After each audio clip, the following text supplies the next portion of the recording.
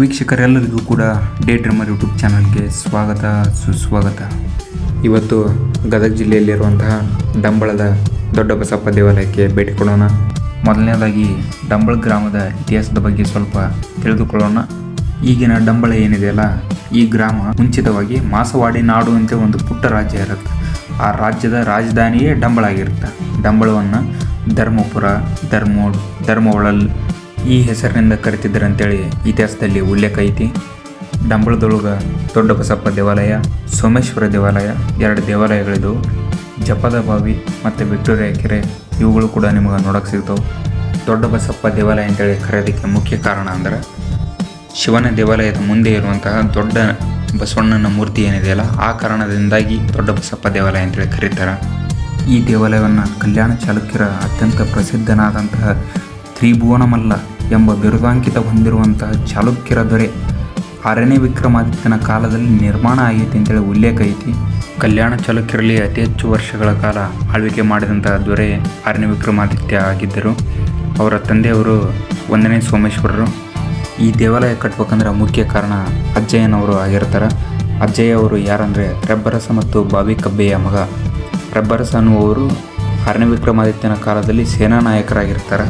ಶಕವರ್ಷ 1125ರಲ್ಲಿ ಈ ದೇವಾಲಯ ನಿರ್ಮಾಣ ಆಗೈತೆ ಅಂತೇಳಿ ಶಾಸನದಲ್ಲಿ ತಿಳಿಸಿದ್ದಾರೆ.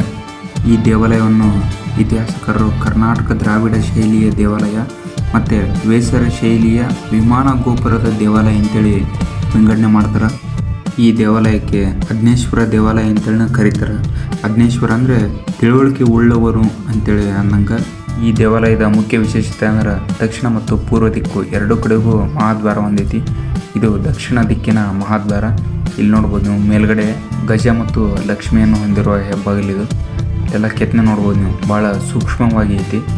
ಒಂದು ಮಾತಿನೊಳಗೆ ಹೇಳ್ಬೇಕಂದ್ರೆ, ನಮ್ಮ ಕನ್ನಡಿಗ ದೊರೆಗಳು ಯಾರ್ಯಾರಿದ್ದಾರಲ್ಲ ಅಷ್ಟರು ಕೂಡ ಐತೆ. ನೀವು ಯಾರನ್ನಾದರೂ ತಗೊಳ್ಳಿ, ನೀವು ಭಾರತೀಯ ಇತಿಹಾಸಕ್ಕೆ ಆಯಿತು, ಭಾರತೀಯ ಸಂಸ್ಕೃತಿಗೆ ಆಯಿತು ಅಪಾರವಾದ ಕೊಡುಗೆಗಳನ್ನು ಕೊಟ್ಟಿದ್ದಾರೆ. ಅವ್ರ ಬಗ್ಗೆ ಇತಿಹಾಸದಲ್ಲಿ ಬಹಳ ಕಡಿಮೆ ವಿಷಯಗಳು ಸಿಗ್ತಾವೆ ನಮ್ಗೆ. ಮುಖ್ಯವಾಗಿ ಹೇಳ್ಬೇಕಂದ್ರೆ, ನಮ್ಮ ಪಠ್ಯ ಪುಸ್ತಕದಲ್ಲಿಯೇ ಅವರ ವಿಷಯಗಳ ಬಗ್ಗೆ ಇಲ್ಲ, ಅವರ ಸಾಧನೆಗಳ ಬಗ್ಗೆ ಇಲ್ಲ, ಅವರ ಪರಿಚಯ ಬಗ್ಗೆ ಇಲ್ಲ, ಯಾವುದರ ಬಗ್ಗೆಯೂ ಸವಿಸ್ತಾರವಾಗಿ ಎಲ್ಲಿಯೂ ನಿಮ್ಗೆ ಓದಕ್ಕೆ ಸಿಗಲ್ಲ. ಇಲ್ಲಿ ನೋಡ್ಬೋದು ನೀವು, ಇದರ ಮೇಲ್ಛಾವಣಿ ಏನಿದೆಯಲ್ಲ, ಇದು ಎಲ್ಲ ನಕ್ಷತ್ರಾಕಾರದ ಮೇಲ್ಛಾವಣಿ ಅಂತಾರೆ ಇದಕ್ಕೆ. ಮತ್ತೆಲ್ಲ ನೀವು ಮುಖ್ಯವಾಗಿ ಈ ದೇವಾಲಯದೊಳಗೆ ಬಹಳ ಜಾಸ್ತಿ ಕಾಣೋದಂದ್ರೆ ನಿಮ್ಗೆ ಆನೆಗಳ ಕಲಾಕೃತಿಗಳು ಜಾಸ್ತಿ ಕಾಣ್ತವೆ. ಅದು ಅತಿ ಸೂಕ್ಷ್ಮವಾಗಿದ್ದವು. ಭಾಳಷ್ಟು ನೋಡ್ಬೋದು ನೀವು. ಸುತ್ತಲೂ ದೇವಾಲಯದ ಸುತ್ತಲೂ ಎಲ್ಲ ನೀವು ಆನೆಗಳ ಬಗ್ಗೆ ಭಾಳಷ್ಟು ಕಲಾಕೃತಿಗಳು ಅದಾವು. ಅದರೊಂದಿಗೆ ನೀವು ಎಲ್ಲ ರೀತಿಯ ಮೂರ್ತಿಗಳು ನೋಡ್ಬೋದು ನೀವು. ಭಾಳಷ್ಟು ಅತಿ ಸೂಕ್ಷ್ಮವಾಗಿ ಕೆತ್ತನೆ ಅದವು. ಭಾಳ ಅತ್ಯದ್ಭುತವಾಗಿ ನಿರ್ಮಾಣ ಮಾಡ್ಯಾರ. ಸರ್ಕಾರವು ಕೂಡ ಇದರ ಬಗ್ಗೆ ಸ್ವಲ್ಪ ಕಾಳಜಿ ತೊಗೊಂಡಿದೆ. ಆಲ್ರೆಡಿ ಡೆವಲಪ್ಮೆಂಟ್ ಚೆನ್ನಾಗಿ ಮಾಡಿದೆ. ಇದರ ಸುತ್ತಲೂ ಎಲ್ಲ ಗಾರ್ಡನಿಂಗ್ ನೋಡ್ಬೋದು ನೀವು, ಭಾಳ ಮಸ್ತ್ ಇತ್ತು. ಈ ಆಕೃತಿಯನ್ನು ನೋಡ್ಬೋದು ನೀವು. ಇದರಲ್ಲಿ ಆನೆಯ ದೇಹ ಐತೆ ಮತ್ತು ನವಿಲಿನ ಬಾಲ, ಮೊಸಳೆಯ ಬಾಯಿ, ಈ ಥರ ಬೇರೆ ಬೇರೆ ಕಲಾಕೃತಿಯಲ್ಲಿ ವಿಶಿಷ್ಟವಾಗಿ ನಿರ್ಮಾಣ ಮಾಡ್ಯಾರ.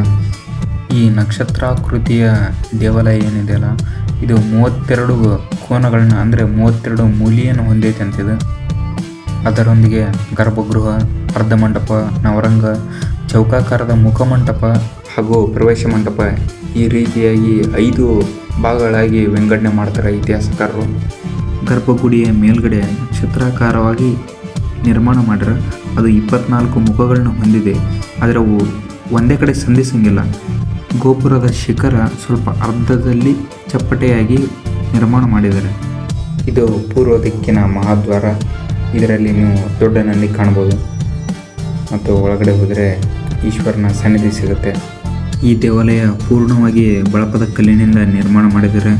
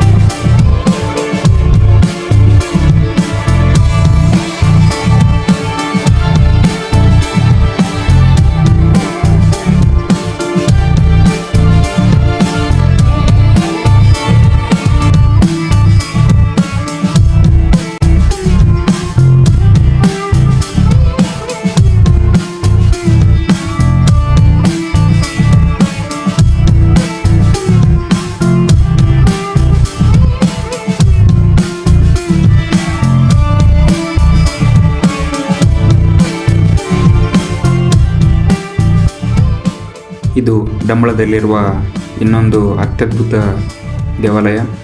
ದೊಡ್ಡ ಬಸಪ್ಪ ದೇವಾಲಯದ ಹಿಂದುಗಡೆನೇ ಇದೆ. ಇದನ್ನು ಸೋಮೇಶ್ವರ ದೇವಾಲಯ ಅಂತೇಳಿ ಕರೀತಾರೆ. ಇದನ್ನು ಕೂಡ ಚಾಲುಕ್ಯರು ನಿರ್ಮಾಣ ಮಾಡಿದ್ದಾರೆ ಅಂತೇಳಿ ಉಲ್ಲೇಖ ಕಂಡಿದೆ. ಅದೇ ಕಾಲದಲ್ಲಿ ಸುಮಾರು 11ನೇ ಶತಮಾನದಲ್ಲಿಯೇ ಇದನ್ನು ನಿರ್ಮಾಣ ಮಾಡಿದ್ದಾರೆ ಅಂತ ತಿಳಿಸಿದ್ದಾರೆ. ಈ ದೇವಾಲಯ ಪೂರ್ವ ದಿಕ್ಕಿಗೆ ಮುಖ ಮಾಡಿದೆ ಹಾಗೂ ಸ್ಥಳೀಯರು ಈ ದೇವಾಲಯವನ್ನು ಡಬ್ಬಗುಡಿ ಅಂತೇಳಿ ಕರೀತಾರೆ.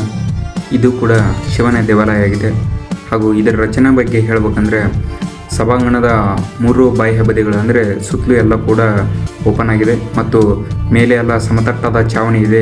ಮುಂದೆ ಇಳಿಜಾರಾದ ಚಾವಣಿಯನ್ನು ಹೊಂದಿರುವಂತಹ ಅತ್ಯದ್ಭುತ ದೇವಾಲಯ. ಈ ದೇವಾಲಯ 3 ಹಂತಗಳನ್ನು ಒಳಗೊಂಡಿದೆ. ನವರಂಗ, ಅಂತರಾಳ ಹಾಗೂ ಗರ್ಭಗೃಹ ಅಂತೇಳಿ 3 ಹಂತಗಳನ್ನು ಒಳಗೊಂಡಿದೆ. ನಮ್ಮ ಜನರು ಎಷ್ಟು ಹುಚ್ಚರಾದರ ಅನ್ನೋದಕ್ಕೊಂದು ಉದಾಹರಣೆ ಅಂದರೆ ಈ ದೇವಾಲಯದ ಕಂಬಗಳೇ ಅದಕ್ಕೆ ಸಾಕ್ಷಿ. ನೋಡ್ಬೋದು ನೀವು ಎಲ್ಲ ಇಷ್ಟೆಲ್ಲ ಚಂದ ಕಂಬಗಳು, ಇದ್ರ ಮ್ಯಾಲೆಲ್ಲ ತಮ್ಮ ಹೆಸರು ಬರ್ಕೊಂಡಾರ.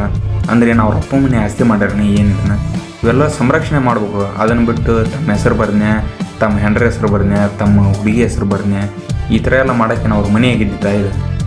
ಈ ಥರ ಇರುವಂಥ ಪ್ರಾಚೀನ ದೇವಾಲಯಗಳನ್ನ ನಾವು ಸಂರಕ್ಷಣೆ ಮಾಡಲಿಲ್ಲ ಅಂದ್ರೆ ನಾಳೆ ನಮ್ಮ ಮಕ್ಕಳಿಗೆ ನೋಡೋಕೆ ಯಾವುದೇ ರೀತಿಯಾದಂಥ ಒಂದು ಕುರು ಸಹಿತ ಸಿಗಂಗಿಲ್ಲ. ನಮ್ಮ ಪೂರ್ವಜರು ಈ ಥರ ಇದ್ದರು, ಅವರ ವೀರಗಾಥೆಗಳು ಈ ಥರ ಇದ್ದು ಅಂತ ಹೇಳ್ಕೊಳಕ್ಕೆ ಸಹಿತ ಸಿಗಲ್ಲ ನಮ್ಗೆ. ಎಲ್ಲ ಅಷ್ಟು ಕೀಳು ಮಟ್ಟಕ್ಕೆ ನಾವು ಇಳಿದು ಬಿಡ್ತೀವಿ. ಆದ್ದರಿಂದ ಪ್ರವಾಸಿಗರು ಯಾರೇ ಬಂದರೂ ಕೂಡ ಅಷ್ಟೇ ಚೆನ್ನಾಗಿ ನೋಡ್ಕೋಬೇಕು ಮತ್ತು ತಾವು ಯಾವುದೇ ರೀತಿಯ ದೇವಾಲಯಕ್ಕೆ ಹಾನಿ ಆಗಲಾರ್ದಂಗೆ ತಾವು ಕಾಳಜಿಯನ್ನು ವಹಿಸ್ಬೇಕು. ಮತ್ತು ಮುಖ್ಯ ಕಾರಣ ಹೇಳ್ಬೇಕಂದ್ರೆ ಇಲ್ಲಿ ಚಪ್ಪಲಿ ಹಾಕ್ಕೊಂಡೆಲ್ಲ ದೇವಾಲಯದ ಮೇಲ್ಗಡೆ ಬಂದುಬಿಡ್ತಾರೆ. ರೋಡಲ್ಲೇ ಚಪ್ಪಲಿ ಬಿಡಬೇಕು. ಅದ್ರ ಬಗ್ಗೆ ಒಂದು ಸ್ವಲ್ಪ ಕಾಳಜಿಯನ್ನು ವಹಿಸ್ಬೇಕು ಎಲ್ಲರೂ. ನಾನೇ ಕಣ್ಣಾರೆ ನೋಡಿದಂಥ ಒಂದು ಸಂದರ್ಭದ ಬಗ್ಗೆ ನಿಮಗೆ ಹೇಳ್ತೀನಿ. ಇಲ್ಲಿ ಫೋಟೋಶೂಟಿಂಗ್ ಅಂತ ಬರ್ತಾರೆ. ಬಂದು ಎಲ್ಲ ಮೂರ್ತಿಗಳ ಮೇಲೆ ಕುಂದಿರೋದಾಯಿತು ಅಥವಾ ಕುಂದಿರೋದಕ್ಕೆ ಜಾಗ ಇರುತ್ತೆ, ಅದನ್ನು ಯೂಸ್ ಮಾಡ್ಕೊಳ್ಳಿ. ಅದನ್ನು ಬಿಟ್ಟು ಫಿಸಿಕಲ್ಲಾಗಿ ಯಾವುದೇ ಮೂರ್ತಿಗೆ ಡ್ಯಾಮೇಜ್ ಮಾಡೋದಾಗಲಿ, ಆ ಥರ ಕಲಾಕೃತಿಗೆ ಧಕ್ಕೆ ಮಾಡೋದಾಗಲಿ ಆ ಥರ ಯಾರೂ ಕೂಡ ಮಾಡಿಬಿಡ್ರಿ ದಯವಿಟ್ಟು. ಇದು ನನ್ನ ಕಳಕಳಿಯ ವಿನಂತಿ. ಈ ದೇವಾಲಯದ ಇನ್ನೊಂದು ವಿಶೇಷತೆ ಅಂದರೆ ನಿಮ್ಗೆ 3 ಕಡೆಯಿಂದಲೂ ಕೂಡ ಮೇಲ್ಗಡೆ ನವರಂಗಕ್ಕೆ ಹತ್ತಬೋದು. ಆ ಥರ ಇಲ್ಲಿ ನಿರ್ಮಾಣ ಮಾಡಿದ್ದಾರೆ. ನವರಂಗದಿಂದ ಮುಂದೆ ಹೋದರೆ ನಿಮ್ಗೆ ಈ ಅಂತರಾಲಯ ಸಿಗುತ್ತೆ. ಅಂತರಾಲಯದಿಂದ ನೀವು ಒಳಗಡೆ ಈಶ್ವರನ ಮೂರ್ತಿಯನ್ನು ನೋಡ್ಬೋದು ನೀವು. ಈ ದೇವಾಲಯದ ಬಗ್ಗೆ ಗಣೇಶ್ ರಾವ್ ಎಂಬುವ ಒಬ್ಬ ಇತಿಹಾಸಕಾರರು ಟೆಂಪಲ್ ಸ್ಟೋರಿ ಅಂತ ಒಂದು ಆರ್ಟಿಕಲ್ ಬರೆದಿದ್ದಾರೆ. ಆ ಆರ್ಟಿಕಲ್ನಲ್ಲಿ ಅತ್ಯದ್ಭುತವಾಗಿ ವಿವರಣೆ ನೀಡಿದ್ದಾರೆ. ಅದರ ಬಗ್ಗೆ ಸ್ವಲ್ಪ ನಿಮಗೆ ಹೇಳ್ತೇನೆ. ಗಣೇಶ್ ರಾವ್ ಅವರು ಮುಖ್ಯವಾಗಿ ಒಂದು ವಾಕ್ಯದ ಬಗ್ಗೆ ತಮ್ಮ ಆರ್ಟಿಕಲ್ನಲ್ಲಿ ತಿಳಿಸಿದ್ದಾರೆ. ಅದು ಯಾವುದಂದ್ರೆ ಶ್ರೀ ಮಾಧವೇಶ್ವರ ದೇವರ ಪೋಲದ ಗಡಿಂಬ. ಅಂದರೆ ಇದರ ಅರ್ಥ ಗಡಿಯಲ್ಲಿರುವ ಭೂಮಿ ಶ್ರೀ ಮಾಧವೇಶ್ವರರಿಗೆ ಸೇರಿದ್ದು ಅಂತೇಳಿ ತಿಳಿಸಿದ್ದಾರೆ. ನಾನು ನೋಡಿರೋ ಪ್ರಕಾರ ಗರ್ಭಗುಡಿಯಲ್ಲೆಲ್ಲ ಒಳಗಡೆ ಹೋಗಿ ನಿಂತ್ಕೊಂಡು ಫೋಟೋ ತೆಗೆಸಿಕೊಳ್ಳೋದು ಮತ್ತು ಆ ರೀತಿಯ ಕಾರ್ಯಗಳನ್ನೆಲ್ಲ ಮಾಡ್ತಾರೆ. ಸ್ಥಳೀಯರು ಸ್ವಲ್ಪ ಇದರ ಬಗ್ಗೆ ಹೆಚ್ಚಿನ ನಿಗಾ ವಹಿಸಬೇಕು ಹಾಗೂ ಸ್ವಲ್ಪ ನಿರ್ಬಂಧನೆಯನ್ನು ವಿಧಿಸಬೇಕು. ಗರ್ಭಗುಡಿಯ ಪ್ರವೇಶವನ್ನು ನಿರ್ಬಂಧಿಸಬೇಕಂತೇಳಿ ನನ್ನ ಅನಿಸಿಕೆ. ದೊಡ್ಡ ಬಸಪ್ಪ ದೇವಾಲಯದಲ್ಲಿ ದೊರಕಿದಂತಹ ಕೆತ್ತನೆಗಳು ಇಲ್ಲಿ ಸಿಗಲ್ಲ. ಇಲ್ಲಿ ಕಡಿಮೆ ಕೆತ್ತನೆಗಳಿದ್ದವು, ಆದರೆ ಅದರಷ್ಟೇ ಚೆನ್ನಾಗಿದೆ. ಇದು ಯಾವುದೂ ಕೂಡ ಚೆನ್ನಾಗಿಲ್ಲ ಅಂತ ಹೇಳುವಷ್ಟು ಕೆಳಮಟ್ಟದಲ್ಲಿ ಯಾವುದೂ ಇಲ್ಲ. ಭಾಳ ಅತ್ಯದ್ಭುತವಾಗಿ ನಿರ್ಮಾಣ ಮಾಡಿದರೆ 2 ದೇವಸ್ಥಾನಗಳು ಭಾಳ ಸುಂದರವಾಗಿವೆ. ದಯವಿಟ್ಟು ಕೂಡ ನೀವು ವಿಸಿಟ್ ಮಾಡಿ ನೋಡಿ. ಬೌದ್ಧರು ಹಾಗೂ ಜೈನರ ಪ್ರಮುಖ ಸ್ಥಾನ ಆಗಿತ್ತಂತೇಳಿ ಇತಿಹಾಸದಲ್ಲಿ ತಿಳಿಸ್ತಾರೆ.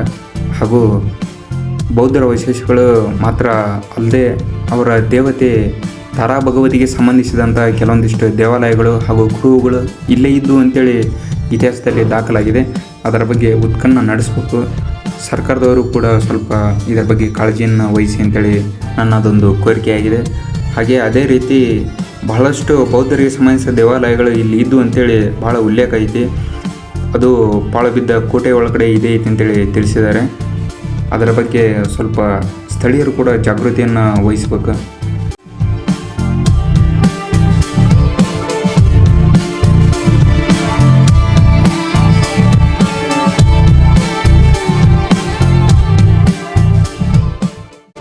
ಹಾಗೆಯೇ ಸ್ವಲ್ಪ ಜಪದ ಬಾವಿಯ ಬಗ್ಗೆ ಮಾಹಿತಿಯನ್ನು ನೀಡ್ತೇನೆ. ಜಪದ ಬಾವಿಯು 21 ಸಣ್ಣ ಧ್ಯಾನ ಕೊಠಡಿಗಳನ್ನು ಒಳಗೊಂಡಿದೆ.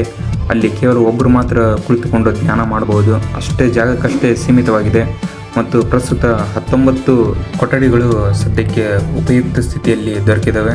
ದ ನ್ಯೂ ಇಂಡಿಯನ್ ಎಕ್ಸ್‌ಪ್ರೆಸ್ ಪತ್ರಿಕೆಯವರು ಪ್ರಕಟಿಸಿರುವ ಆರ್ಟಿಕಲ್ ಪ್ರಕಾರ ಉತ್ತರ ಭಾರತದಿಂದ ಬರುವ ಕೆಲವೊಂದಿಷ್ಟು ಸಾಧುಗಳು ಕಪ್ಪತ್ಗುಡ್ಡಕ್ಕೆ ಭೇಟಿ ನೀಡ್ತಿರ್ತಾರೆ.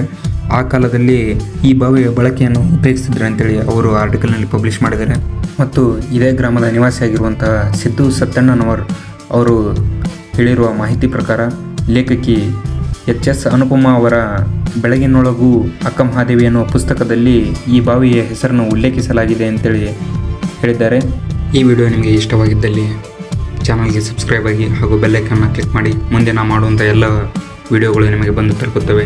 ಡಂಬಳ ಗ್ರಾಮದ ಸರ್ವ ಯುವಕರು ಕೂಡ ಡಂಬಳ ಉತ್ಸವ ಮಾಡಬೇಕೆನ್ನುವ ಒಂದು ಆಶಯವನ್ನು ಹೊಂದಿದ್ದಾರೆ.